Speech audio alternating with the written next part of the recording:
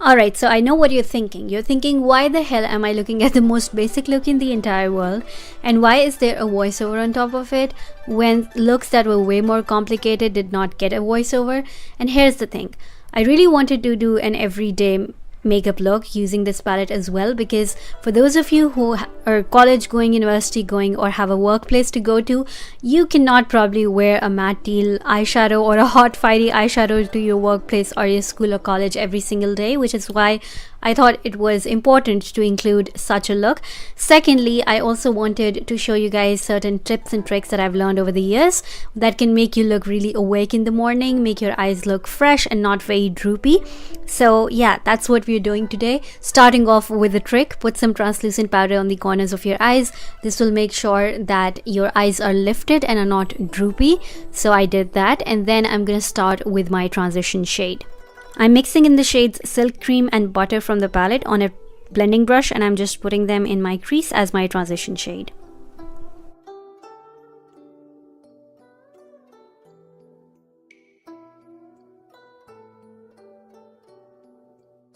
After my transition shade is blended to satisfaction, I'm now going to mix in the shades Peaky and Buns. A lot of mixing in this look.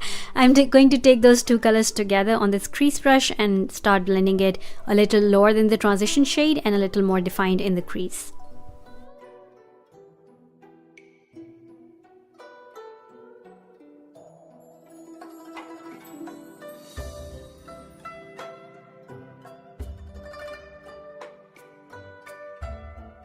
And then on an even pointier and smaller crease brush, I'm taking the shade Mocha, very little amount of it, and I'm just going to pat it on the outer corners of my eyes, just really concentrating it in the outer V.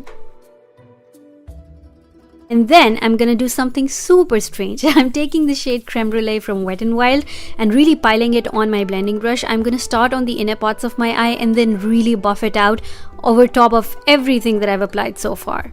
Looks strange, right? But the point of it is it's going to tone down everything. Especially for students, it's still a pretty loud look because these colors are so pigmented.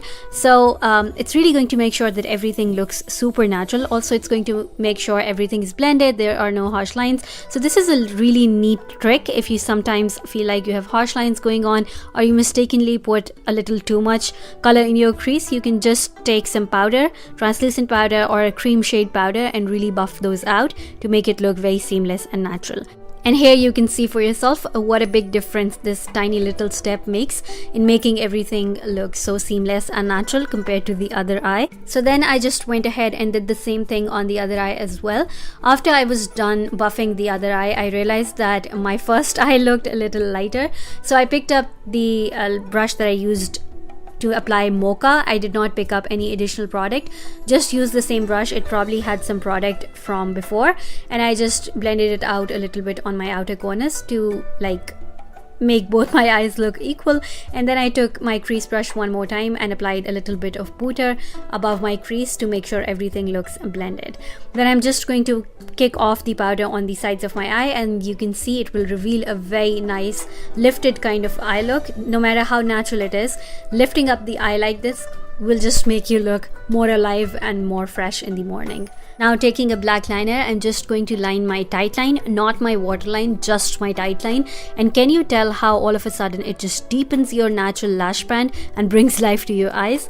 But then for my lower lash line, I'm going to use something a little more skin toned. I'm using my Sephora chubby stick. I don't know what it's officially called, but just taking it on my waterline, and this is just going to open up your eyes. I tried out this trick for the first time.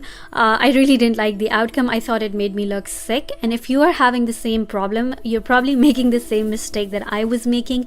I was not wearing any mascara on my lower lash line, nor was I putting any eyeshadow there, which is why the white eyeliner or the cream colored eyeliner was probably getting on my lower lashes, and that was making me look sick. So you always want to put some mascara there, some eyeshadow there. I'm using the shades Peaky and Mocha from the palette on my lower lash line, and then I'm also of course putting a coat of mascara there, as well as a couple of coats on my upper lashes. A good coat or two of your mascara is really going to open up your eyes, making you look well put together and fresh in the morning. Yeah guys, that completes this super basic, super easy kind of eye look. I know it wasn't anything complicated or fancy, but I just wanted to help those of you out there who have a very formal kind of environment, and I hope it was helpful. I will see you guys in my next one. Bye.